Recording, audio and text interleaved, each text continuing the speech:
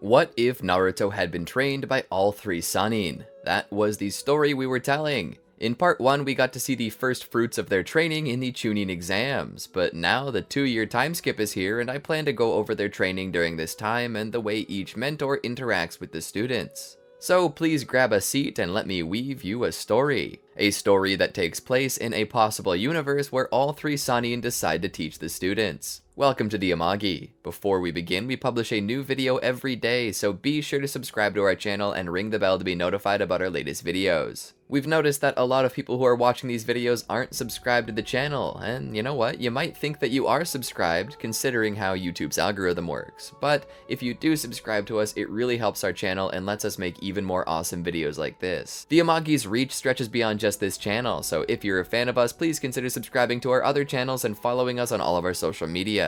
Help us reach our goal of passing 100,000 followers on all of our accounts by the end of the year. Out in the middle of nowhere, they trained. They kept close to Jiraiya's home. It had been said by Hiruzen that he wanted Naruto secretly taken out of the village in hopes that this odd terrorist group that had been skulking about would lose track of him. Jiraiya was more than willing to accept, but the sleeping arrangements were lacking. This was a small house meant for at most 2 or 3 people. It now contained 6. So many of the shinobi had to double up, if not triple up. Naruto, Sakura, and Sasuke all shared the same room. Meanwhile, Jiraiya had a room all to himself. He did offer to share it, specifically with Tsunade and Tsunade only, but she decided she would rather die, so she chose to sleep in the closet. Orochimaru got the living room. Crowded it was, and some of the Sannin weren't too happy about that. Orochimaru was asking why he even had to stick around, and Jiraiya told him it was to help teach the younger generation. It was then that Orochimaru hit him with a truth bomb. When you recruited me into this, you told me it wouldn't interfere with my studies. Now I'm sleeping in your living room for an indefinite amount of time. Tsunade's sleeping in the closet. Why can't you just teach and watch them yourself? Jiraiya's face displayed acceptance of guilt. I know I said that, but things have changed. These children aren't just a personal mission anymore, they're a mission from Hiruzen himself. So I'm sorry if you're uncomfortable, but it beats sleeping outside, right? I'm not so sure, Orochimaru stated as he turned his gaze away from Jiraiya. Team 7 wasn't doing too well either. Sakura tended to be tidy, clean, and dainty, and the way she slept at night tended to be compact and quiet. Naruto, on the other hand, was messy, sprawled out everywhere, and a loud snorer. Sasuke seemed to distance himself from it. The team had decided to split the room evenly, each one taking one of 4 corners, with the last remaining corner being considered right of way as the door in and out was in that corner. As time dragged along though, they began their training. They continued to train with their specific masters as well. Naruto was focused on his tailed beast training. Jiraiya would watch over him. You've mastered the version 1 cloak, but now comes the version 2, a far harder variant. As Naruto continued to study this, Orochimaru was teaching Sasuke. Let me ask you something, Sasuke, he said while looking through a book. Why is it that you're so full of hate? I sense it in you, your killing intent. The entire technique is based on rage and hate, and I sense a deep well within you that goes far deeper than even mine. Why is that? What could have possibly gained your ire with such intensity? Sasuke clasped his fingers as he leaned against the table, his eyes peeking over his hands as he spoke. I'm the last surviving member of the Uchiha clan. My entire clan was destroyed a long time ago at the hands of the one person I loved most. And now I'm going to find that man, and I am going to kill him. Orochimaru nodded. Scorn, the most powerful version of hate. In my experience, I will say that there is no hatred more powerful than that originally born of love. The moment you were betrayed, the moment you've been scorned, all of that overwhelming love switches polarity. Sasuke nodded. Itachi was the one I looked up to the most. I loved him. He wasn't just my brother, he was my best friend, my idol. He was everything I wanted to be. I set every bar and every limit to his standards. And then one day I come home and he's killed everyone I love. He slaughtered them and then forced me to relive it over and over and over again. And when I was in despair, when my fear was overrun by sorrow and I wanted to die, he told me that I wasn't even worth killing. He told me to seek vengeance and grow stronger, that one day I would be strong enough to face him, strong enough to give him the battle of his life, and that's exactly what I'm doing. I will grow stronger. I will fight him, and I'll kill him. And when I'm done with that, I'll recreate my clan from the ground up. Orochimaru tapped a pen to his chin and nodded as he sat there, his legs crossed like he was some psychiatrist. Orochimaru stood. Fair. Then I shall teach you many of my techniques. Do you know what a forbidden jutsu is? Sasuke nodded. It's a jutsu that should never be touched. Orochimaru smiled at that answer. That's correct. But do you know how something becomes classified as a forbidden jutsu? Sasuke just sat there silently for a moment. Orochimaru continued. A jutsu becomes forbidden when it crosses a specific line. That line is generally a moral line or a physical line that could lead to the death of yourself or someone else from attempting to activate it. Examples of such forbidden jutsu would be the likes of the impure world reincarnation, which requires a sacrifice, and the enslaving of a soul of the dead to your will. Another such technique would be the Reaper Death Seal and the 8 Gates of Death. The former because it causes death to its user and an eternity spent in the stomach of the Shinigami. The 8 Gates is also forbidden because it causes the death of the user. Do you know why I'm telling you all this? Sasuke didn't respond, he just kept listening. Orochimaru turned his whole body to face Sasuke. I'm telling you this because it's important to know that for every forbidden technique you use, there will be a cost. These jutsu are legendary and can perform feats far above and beyond what any normal jutsu can, but they have a cost that you must weigh in the balance. Losing your humanity, losing your soul, losing your life, the lives of your friends and family, becoming permanently disfigured. Each one has a cost. Each technique will ask you for something in return. I plan to teach you as many forbidden jutsu as I can, but I want to stress to you that these techniques should not be used lightly. Do you understand? Sasuke nods. Orochimaru smiles. Teaching you how to do these techniques will be hard, as I cannot actually display them, and you cannot actually physically practice them. So much of our training with these jutsu will be on paper. Sasuke nodded. Elsewhere, Tsunade was standing before Sakura. She walked around her slowly, eyeing her, all while Sakura stood silently. Tsunade came closer and jabbed a finger into her spine. What's with this posture? Sakura quickly stood straight. Tsunade then lifted Sakura's hand. What's with these noodle arms? Sakura's face grew redder with embarrassment. Tsunade stepped before her and stopped. I will not lie to you, Sakura. You're a very cute girl. Sakura smiled. Thanks. Cute gets you killed on the battlefield. Do you want to get killed? Sakura was startled by the outburst. Tsunade looked down on her, gazing with a judgmental stare down the bridge of her nose at Sakura, who felt like she was getting smaller and smaller by the second. Tsunade continued. I watched that battle between you and the Yamanaka girl. I was not impressed. If anything, I was disappointed. You're a smart girl, but utterly naive. Sakura seemed like she was getting closer and closer to crying. This woman, who was every bit her superior in everything, intelligence, size, strength, looks, was currently belittling everything she did. She felt like trash right now. All she was waiting for was for Tsunade to mention her abnormally large forehead before she would lose control and break down into tears. Tsunade wasn't so cruel as to mention her forehead. No, wait, she was. Your big-ass forehead is disgusting too. Sakura hit her knees and began to cry. Tsunade gripped her by the nape of her neck and lifted her off the ground. Listen, Sakura, I'm gonna make something out of you. You're my student, and I'll be damned if I let those boys outdo you. By the time I'm done with you, you'll be the strongest, smartest, most resourceful, and beautiful of the whole group. Nay, the whole village. Everyone will see you coming and bow in respect. That's the only result for my apprentices. So quit blubbering and stand tall. I'm gonna teach you how to be the ultimate kunoichi. Sakura's feet were finally allowed to touch ground. She dried her eyes. But why mention my forehead? How can I train that out? Tsunade held out her arms. You think looking good is this easy? I decide how I look through strength and ninjutsu, a constant transformation jutsu that I hold even while I sleep. You'll never see me on my worst day because I ensure every day is my best day. What I plan to teach you will show you that dedication and discipline on a physical, mental, and emotional level lead to a level of control that people too often neglect. I'm gonna craft you into my finest pupil. A work of art so strong that the world will quake. She then pulled out a scalpel, causing Sakura to gulp. I don't think I'm ready for cosmetics like that. Tsunade's face twisted. Cosmetics? What the hell are you going on about? This scalpel is going to be your weapon, the tool you use to heal and kill with. Sakura was even more confused now. What? Tsunade continued.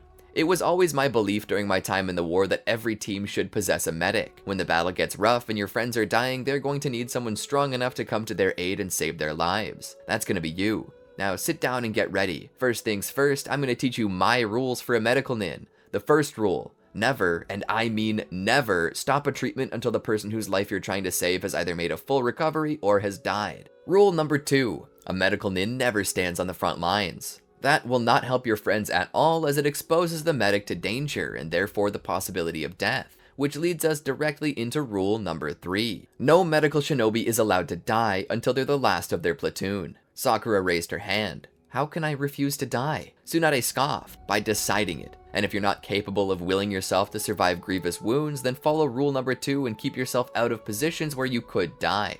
It's paramount that you be there to help the wounded. If I give you my knowledge and teachings, then the way you act reflects upon me. I will not have my name dragged through the mud. So as long as you follow these rules in order, with priority given to the ones closer to the top, I will not complain. In a war, everyone is dying, killing, and being killed. So in no way ever are you allowed to be killed in battle. Stay away from the front lines. Sakura nodded and wrote it down. She closed her book. Tsunade glared at her. What are you doing? Open that book back up. There's one final rule. Sakura quickly opened it. Tsunade spoke. The last and final rule of them all. Number 4. Only shinobi who have mastered the Strength of 100 technique, as well as the Ninja Art Creation Rebirth, are allowed to disregard the other 3. Sakura was confused. Wait, those rules will no longer matter then? Tsunade nodded. The moment you master my techniques, you'll basically be immortal. You'll be the epitome and the answer to the old saying, Doctor, heal thyself. When you learn those things, you will be allowed to disregard the rules, fight on the front lines, and show the boys up with your strength. But to do that, I'm gonna have to continually break you in both body and mind.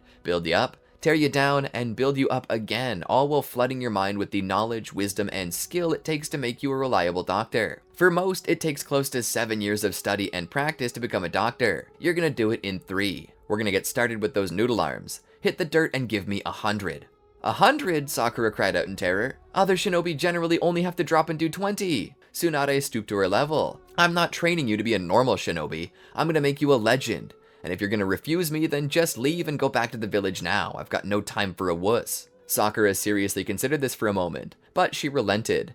That night, they all finished their training. Sasuke was already studying the materials that Orochimaru had given him. All the while, he wrote on paper, doing calculations and the like, trying to figure out the jutsu from that standpoint. This was far harder than it seemed. Sasuke wasn't used to studying like this. He was better at the physical stuff than the academic, but his drive to avenge his clan forced him to study as hard as possible. Naruto, on the other hand, was meditating in his bed silently. Jiraiya told him it was important to find his center and maintain his sense of self. His training with the Nine Tails would surely drag up the beast's power and personality. He needed more strength of will and strength of character if he was to resist the invasion of the Nine Tails into his mind. He opened his eyes for only a moment when he heard a loud thud. He peeked over to see Sakura laying face down on her roll, just panting and sweating. Training with Tsunade is a living hell.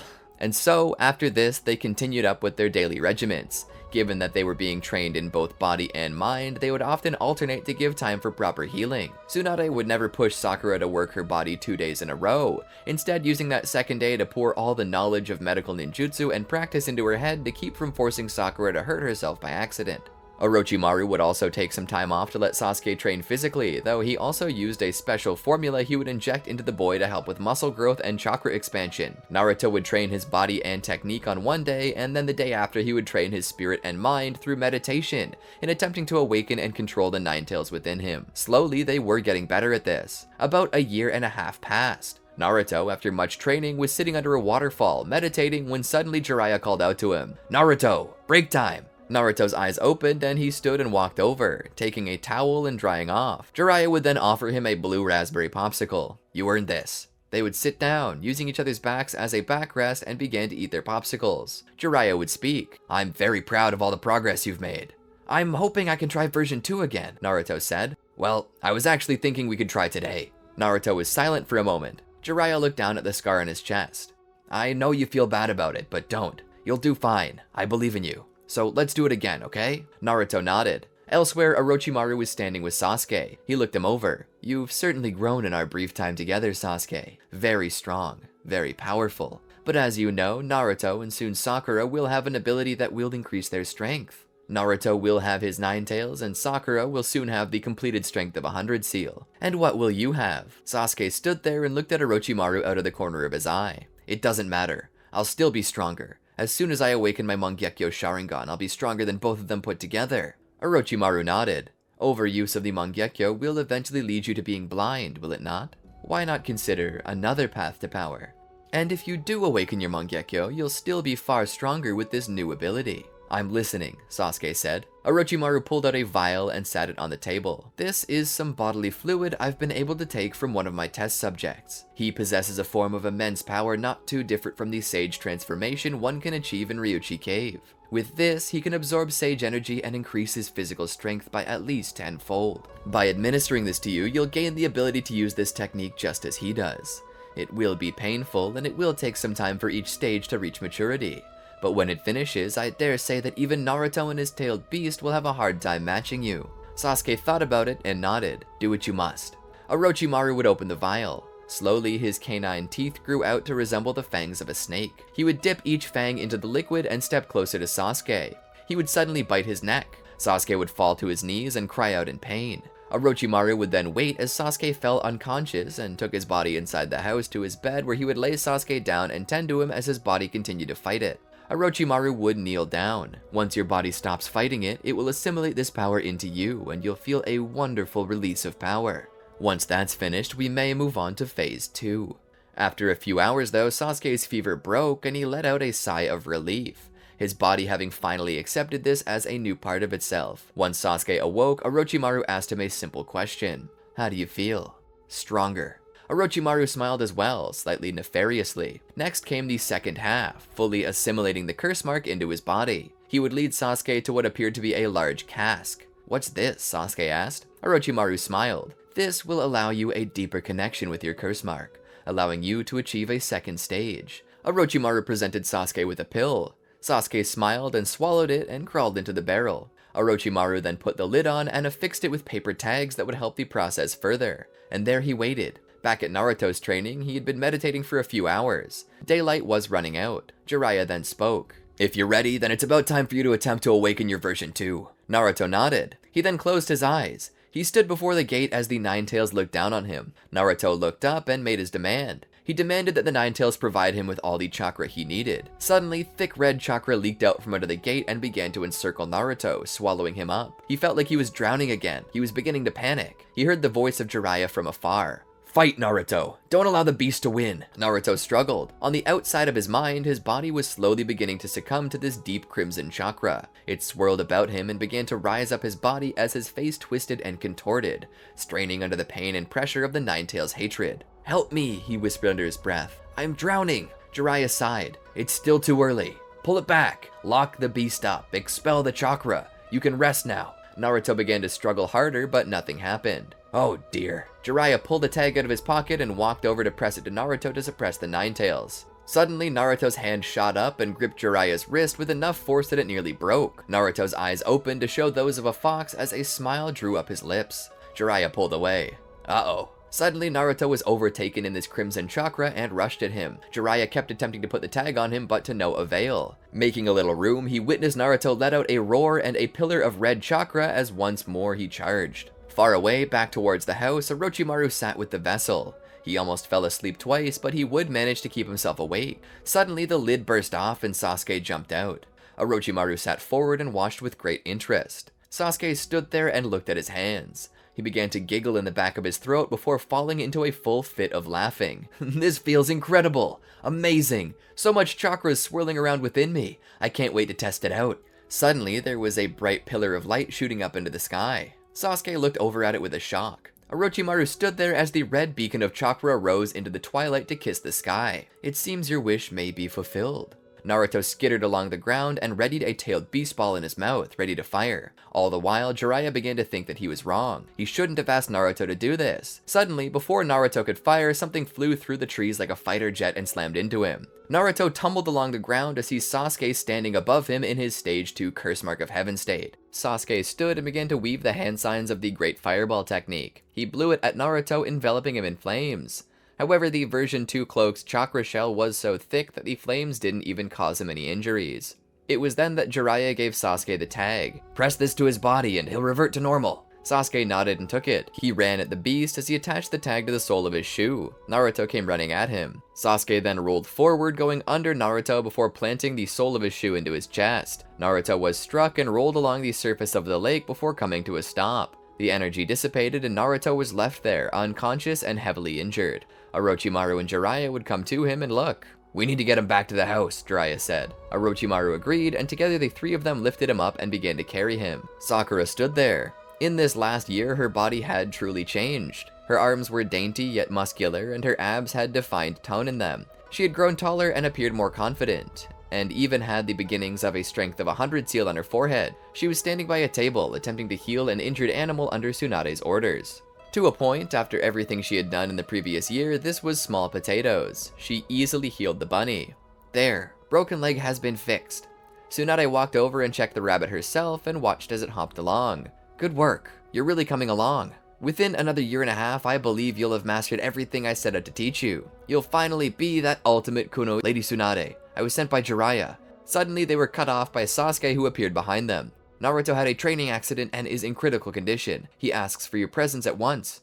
Tsunade crossed her arms and sighs. No rest for the wicked. Together, they all head back to the house. They walk into the bedroom to see Naruto lying on his roll. Tsunade immediately knows what's going on and what happened, but instead she pushes Sakura forward. "Tell me, what do you see?" Sakura seems nervous. She had worked on animals and fish before, but never another person, let alone a friend. As if hearing her thoughts, Tsunade spoke. "This is what you're training for, Sakura. Now show me that all my training did not go to waste." Sakura felt the added pressure, but she came down and looked Naruto over. Heavy burns, what appears to be extensive cellular damage, and at least one broken bone. "And what do you recommend, doctor?" Tsunade asked. Sakura looked. "I recommend enhanced cellular regeneration via the Mystic Palm technique. After that, his arm needs to be reset to where it can be healed via that same technique." Tsunade nods. "Begin treatment." Sakura slowly begins to apply her chakra across the body, working patiently as slowly the red covering his body is returned to its natural peachy color, or at the very least a light pink. This takes her quite some time to do, but eventually she finishes. She then moves to his arm while he's still unconscious and pushes the bone back into place before working on healing it. More time passes as she does so. Eventually, she's satisfied that the treatment is 100% successful and comes to a stop. Tsunade smiles. "Very good, Sakura." Eventually, Naruto regains consciousness and opens his eyes. Huh? It's then that he asks the question, "Did I lose control again?" Jiraiya nods. "Indeed." Tsunade begins to chastise them for it. "You're too soft on him, Jiraiya. He'll never gain the strength of will to handle that if you don't teach him proper emotional control. Sakura here could handle that for him no sweat." Jiraiya thinks about it for a second. "Wait, that gives me an idea." He turns to look at the others. "We've been training our respective students for a year and a half, and there's still a year and a half before we have to return to the village. Instead of just training each one individually, let's trade off in a cycle every month. If we can do that, we'll each get 6 months to train each student. That could round them out evenly. What do you say?" Orochimaru thinks about it. "It is a good idea. They say that a jack of all trades is a master of none, but we're not forcing them to focus on what they aren't good at, but merely to take time and learn more as to have no deficiencies. I would be lying if I didn't say I wanted so badly to get my hands on that impressive mind of Miss Haruno's. She would certainly do well in the scientific field. Perhaps she can even find uses for some of my forbidden jutsu." Tsunade thinks about it. "I could certainly help break Naruto out of his bad habits, and possibly even teach him a few techniques to apply first aid to himself and others, just in case anything ever happens when Sakura can't be there." Jiraiya then spoke. "When I took Naruto on, I couldn't be sure whether it was he or Sasuke that was the child of prophecy. And now, the chance to train him as well, I just can't pass that up." And so the three of them switched students, slowly alternating monthly just as Jiraiya had said. Jiraiya began to train with Sasuke and teach him many techniques, including the Rasengan. Sakura trained under Orochimaru, where the two developed a bit of a bond over their love of learning. Orochimaru was impressed by how much information this young girl had stored in her mind, and she was so thirsty to learn more that he felt like he could teach her the things he couldn't even teach Sasuke. Naruto, however, was having one heck of a time. He was physically tired, mentally tired, and constantly being emotionally abused by this woman. In truth, Tsunade didn't like having to be this cruel to her students. The mind and the heart were two figurative muscles that also needed to receive exercise before they crumpled up and atrophied. It was a simple truth in the shinobi world, and so she pushed him physically and emotionally to his breaking point, until finally the month ended and she cycled him out for Sasuke. Naruto would immediately switch to Orochimaru, who was a little disappointed, knowing that out of the three of them, Naruto was the brick. He was the only one of the three who felt like he had the brain power of a toddler, so training him would be a pain. Sakura made her way to Jiraiya, and during the course of their training, he pegged her as a taijutsu main of fearsome and incredible strength, enough to shatter the earth below her fist. But this easily provided him with the proper information he required, that if she put her mind to it, she could learn any ninjutsu. So that's what he taught her. And like both Naruto and Sasuke before her, he taught her the Rasengan. As time passed, he even began to teach her how to make use of Sage Mode, as he felt that she, with her medical background and near perfect chakra control, could handle it. And indeed she did. She even used Sage Chakra to quickly fill up her Strength of 100 seal, which allowed her to further study under Tsunade to learn more about what she could do. Now, Tsunade trained with Sasuke for a while, and she was impressed by the serious demeanor he could keep at all times. But he was smug. He was constantly belittling others, showing that he was trying to find another avenue for this anger to escape from. This meant he was still out of control, and if you even mentioned Itachi in the same breath as you would insult him, he would attempt to fight you, insinuating that his impulse control could be almost as bad as Naruto's. This was something she had to teach with force. If he planned to get violent with his emotions, she would do the same. All in all, his stubborn nature made it near impossible for her to train him to control himself, and his constant challenges to her authority led her to dislike him a bit and see him as a brat. She would skip the emotional control part and simply move to first aid before focusing on physical strength. This cycle continued for the next few months until eventually the 3 years passed. The mentors stood there on the 3-year anniversary to the start of their training and looked upon their students with pride. They had grown taller, stronger, smarter, and more controlled. Even Naruto had grown more intelligent. It took a long time for Orochimaru's methods to take, but when Naruto finally got his grasp, he began to learn at an accelerated pace, proving he wasn't a total moron. You three have grown so much, and we've already taught you everything we can, from jutsu to sage mode to control and problem-solving skills. You have everything that's required to match and surpass us, as well as any other shinobi in the history of the Hidden Leaf. Tsunade then spoke up. Remain disciplined. Continue your studies every day. Train and practice. Train and practice. Continue the cycle until you can make everything muscle memory, she said. Then Orochimaru spoke. And when it becomes muscle memory, shake it up so as to keep your mind sharp. This world is full of more mysteries than anyone can hope to answer in one lifetime alone. So keep learning more and more until your time on Earth is over, and eventually you too shall become legends. Jiraiya looked to his team and nodded as they looked back. He then looked back at the three and spoke. I can speak for all of us when I say this. We are heavily impressed by your dedication, and because you managed to learn all of our skills and show promise to surpass us, we plan to pass down our title. They then presented them with new Konoha headbands. Jiraiya continued as the group seemed to grow speechless. Within you lives our teachings and our strength. We live on inside of you, and one day you too will teach others, and your teachings will live on inside of them. The will of fire is passed down, and you will also grow to be legendary. And with that, they began to return to the village. Upon their return, the trio and their masters are greeted by Kakashi. Kakashi welcomes them back with open arms. The Sannin let their students catch up with their old master. Kakashi, in a moment of curiosity and nostalgia, decides he wants to test out his old students. So together they rush off to spar. All the while, the Sannin make their way to the Hokage's residence to inform Hiruzen of their status. The three walk in and are taken to the Hokage, but to their surprise, not to his office, but instead his bedroom. The door is opened and they're allowed to enter. Their eyes widen as they see. Hiruzen lays down in bed, strapped to him is an IV. By his bedside is a medical nin doing various checks. The three of them stand there in shock. After a moment more, Hiruzen dismisses the medical nin. The students come closer as Hiruzen bids them. Jiraiya is the first to ask, though it seems Orochimaru and Tsunade already know by the looks of the treatments. What's wrong?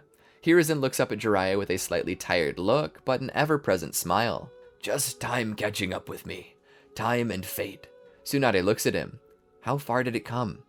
Hiruzen looked up at them. It's stage 4. We only found it a couple weeks ago. I'm glad that you've returned to the village. I was beginning to worry that I would miss you. You three know that my time as Hokage can't last forever. I must choose a successor. Hiruzen looked around at the team he once led, each one grasping his hand. I've considered it very carefully, and I think it's time that Orochimaru take my place. Orochimaru was surprised, though Jiraiya and Tsunade definitely weren't. Orochimaru spoke. But you told me when you chose Minato that I had too much darkness in my heart. Hiruzen nodded. And you did, but something within you changed. You've grown to be more caring, more kind and considerate. Orochimaru shook his head.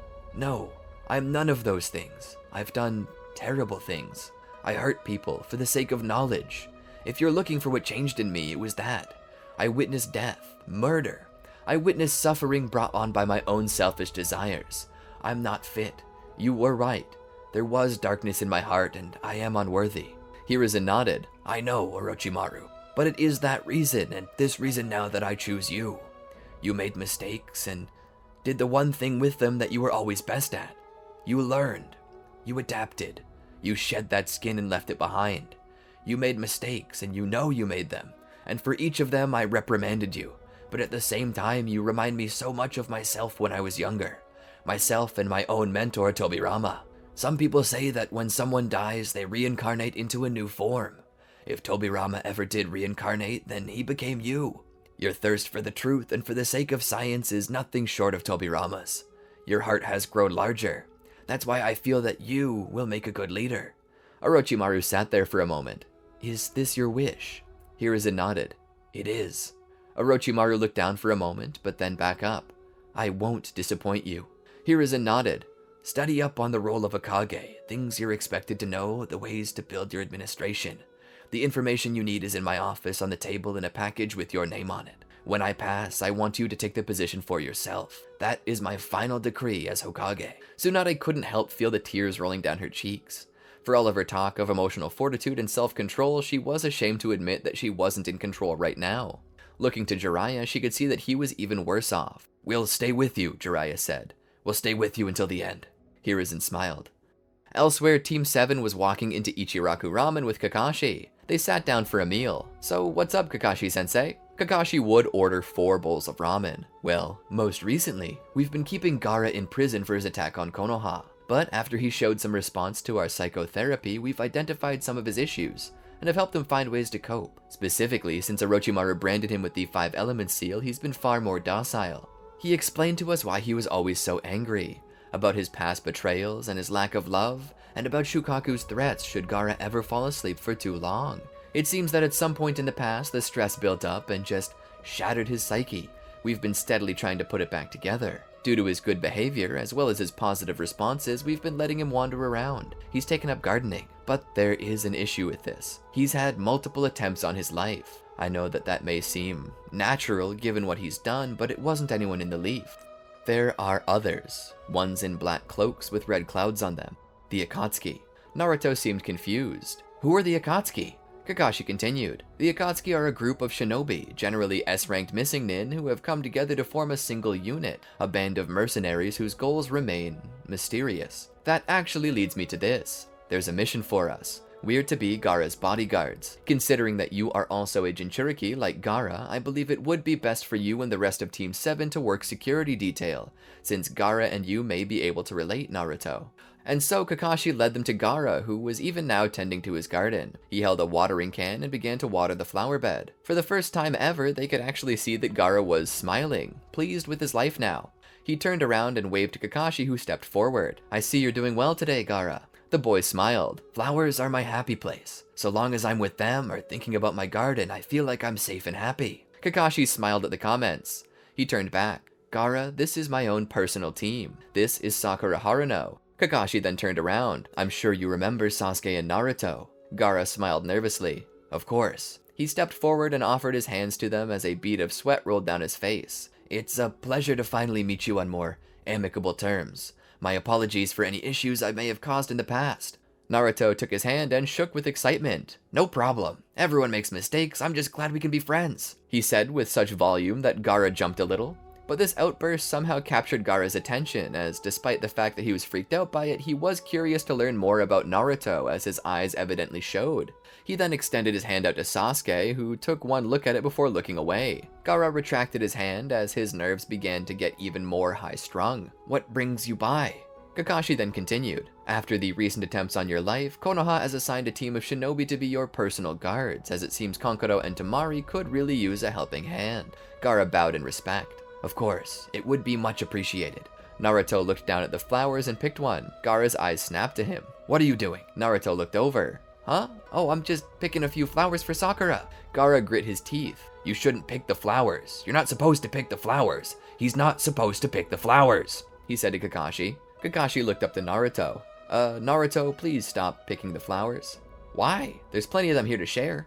He's picking my flowers. Kakashi put his hand out to Gaara kindly, saying that he would deal with it. Naruto, stop messing with the flowers. That's a direct order. Naruto was confused, and so as he went to put them back, his foot crossed into a bed and stepped on some of the flowers. Suddenly, Gaara is on top of him, screaming like a maniac. I'll murder you! I'll rip out your intestines and use them to hang you! It's then that a group of medical nin rush over to subdue him. They pull Gaara off of Naruto and begin dragging him away. "I'll kill you! Nobody touches my flowers!" Sakura is appalled. Sasuke is shocked but not surprised. Naruto sits up and spits out a clump of flowers and the dirt attached to them at the roots. "We're protecting that?" he asks as Kakashi helps him up. "Yes, specifically the beast inside of him. We don't know what the Akatsuki want, but with that beast, they would basically become a world superpower. So we gotta keep an eye out." And so they get to work. Sasuke gets a floor plan of Gaara's home with the possible entrance points and places of interest. And from there, they just wait. For the most part, the Anbu do most of the heavy lifting. Team 7 just stick close to Gaara, who, after recovering from his outburst, manages to recover his more amicable personality. They have dinner together, and for the first time, Naruto and Gaara get to talk. Gaara spins a tale of how he had been born premature, resulting in the death of his mother, how his father never truly cared about him, and how his own beloved uncle was forced to kill Gaara, dying in the process. He explains the kanji on his forehead and its meaning, and why he has it. He further explains his relationship with Shukaku and with the people of the Hidden Sand. Naruto takes this in and realizes that Gaara and he weren't so different. In fact, Gaara is something that Naruto could have so easily become. It's sad. Naruto would open up about his own past experiences, some of which even Sakura and Sasuke had never known. How he was hated for reasons he couldn't explain, how he was abused, neglected, and how he never had anyone in the world that really cared for him save Hiruzen and Iruka before he joined Team 7. Sakura would put her hand on Naruto's shoulder with a sad expression, as if saying to him that it was all gonna be okay, that his suffering was over. Gaara, after hearing these things, nods. "I sometimes wonder what my life would have been like if I was never forced to carry this tailed beast within me. Have you ever wondered that, Naruto?" Naruto thought about it. "Not really." Gaara's intrigued. "Why not? Surely you wish you had a different life. Parents? Respect? No fear that your beast might take over or that people would come and try to take it?" Naruto thought about it. "Well, I suppose I do wish that I could have my parents back with me, but the life I'm living now, if it were changed, I wouldn't be me. I am who I am based on my experiences and the friends I've made and the bonds I've created. Those might not exist if my life was any different. Perhaps things for me would change for the better, but the cost of it being Sakura? Sasuke? Kakashi? I don't think it's worth it, especially for something I don't know will even be all that great." Gaara thought about it. "I like that answer. Perhaps it's time that I think that way too." After dinner, Gaara decided to go to bed. Gaara was always early to bed yet late to rise. He seemed to get a full 10 hours of sleep nightly. Perhaps it was excessive, but when you haven't had a single moment in your life where you've slept soundly, the ability to be at peace in your rest seems to become an addiction.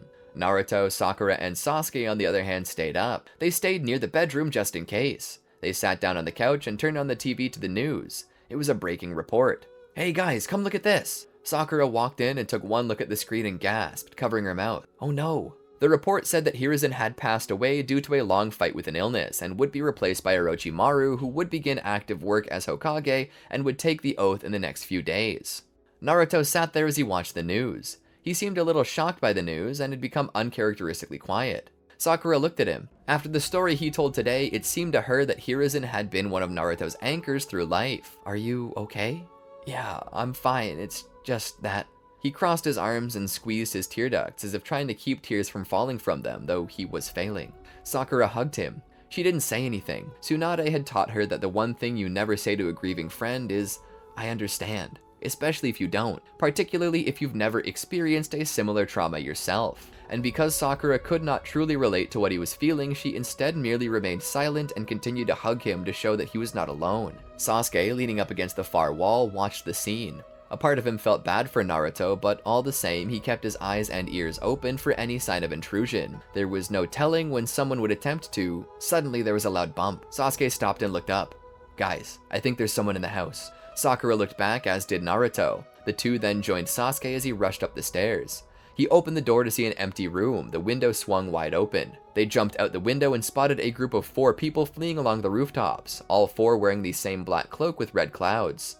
Over the shoulder of one of them was Gaara, unconscious. They rushed after them, all while whistling out, "Intruders!" They gave chase. Naruto forms a Rasengan in his hand and then suddenly raises 2 fingers to his face. In that moment, he is teleported above Gaara, having marked his clothing at some point in time. He presses the Rasengan into the face of one of their adversaries, causing a big enough explosion to send the other three flying back, causing them to lose their quarry in the process. It's then that the 4 Akatsuki members begin to engage Team 7 in combat. Hidan, Kakuzu, Deidara, and Sasori. Naruto faces off against Hidan and Kakuzu as Sasuke faces off against Deidara, and Sakura against Sasori. As they do battle though, the alarm bells are ringing. Naruto would jump over Hidan and plant a Rasengan into Kakuzu. It doesn't take too long for him to figure Kakuzu's path to immortality. He possesses multiple hearts. Naruto takes this as a challenge and begins to attack him, resulting in many of Kakuzu's hearts being destroyed except for one. It's then that Hidan lands a strike and gets some of Naruto's blood. He begins his ritual and manages to wound Naruto via his damage transfer ability.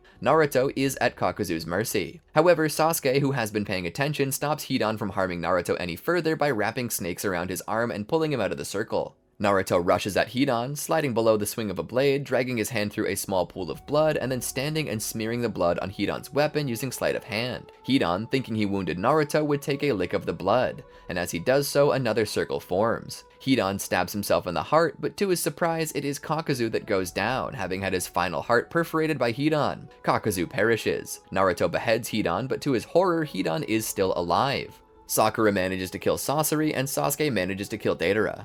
They rush over to recover Gaara, but instead they're stopped by a 5th man with hair as black as a crow's feathers. He turns to look at him with his Sharingan. Sasuke grits his teeth. Itachi. Itachi picks up Gaara. "This Jinchuriki is mine," Itachi says. "If you want him back, then come to the old Uchiha hideout alone, Sasuke. If you bring anyone else, I'll kill this boy and take his tailed beast." And with that, Itachi disappears in a flock of crows. Sakura and Naruto both look to Sasuke out of the corners of their eyes, wondering what his reaction will be. It's then that Kakashi arrives with the Anbu. They capture Hidan's head to interrogate, and Naruto and Sakura tell Kakashi what happened. Kakashi looked to Sasuke and asked him flatly, "What will you do?"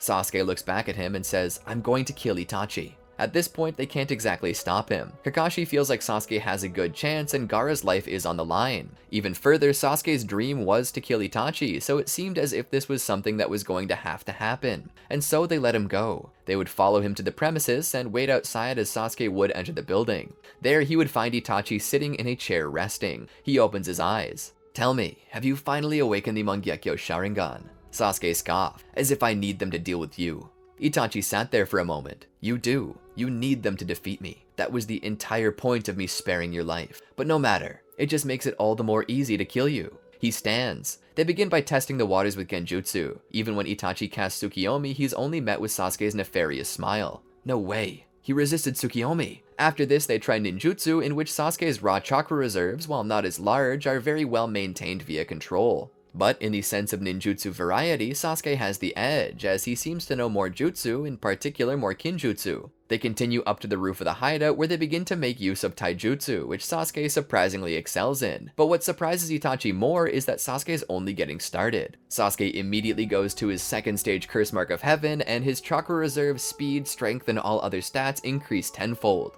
Beyond this, he gains the ability to fly. In this moment, Itachi is so proud of how far Sasuke's come all by himself, and so he continues to fight. But as things drag on, Itachi decides to use his Break Glass in case of emergency ability and awakens his Susanoo. Suddenly, with that, Itachi reclaims the lead. Sasuke even goes so far as to make use of Manda and the 8 branches technique, but despite this, Itachi's Susanoo withstands it. Any ninjutsu or taijutsu attack is caught on the Yata mirror, with the ninjutsu being absorbed by it. Sasuke begins to truly believe that Itachi's Susanoo is invisible. He crawls along the ground to get away from Itachi. As he presses up against the wall, he sees Itachi approach. He stands there before Sasuke, blood pouring from every orifice. He smiles as he pokes Sasuke's forehead. "Better luck next time, Sasuke." He then hits his knees and dies. Sasuke slides to the ground in terror. He sits there and looks at Itachi and can sense his life force having gone out. He suddenly bursts out into laughter, having achieved his dream of avenging his clan and killing his brother. But as he laughs, he can't help but look back on their time together,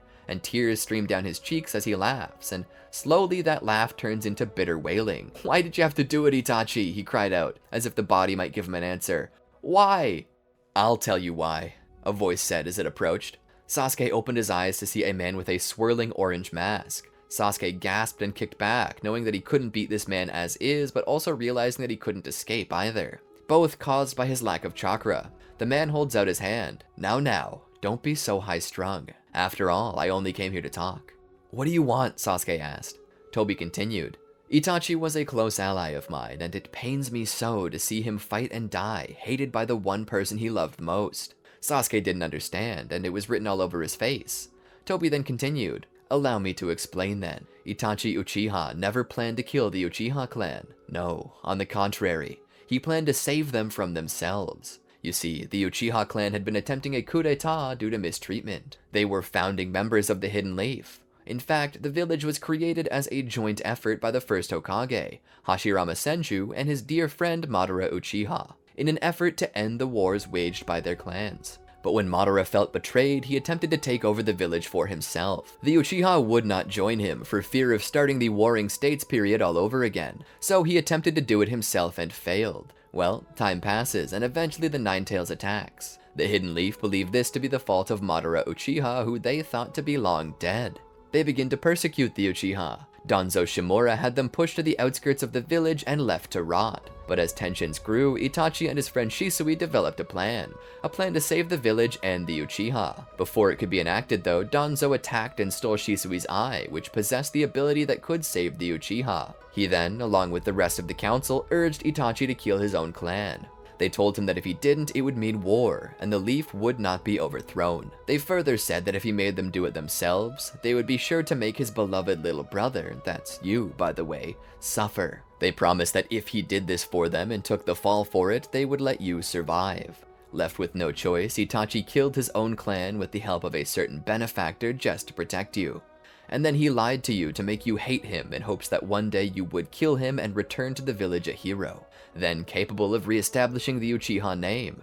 Your entire life's dream was just one Itachi fabricated for you. Sasuke listened to this and was shocked. But how do I know you're telling the truth? The man smiled beneath the mask. Because I was the benefactor who helped kill the Uchiha with Itachi. It was only done because I was ordered to. There were solutions, ways to fix it. It was politics that were used as a cover for genocide. An entire clan of people lost for no other reason than that they were so strong.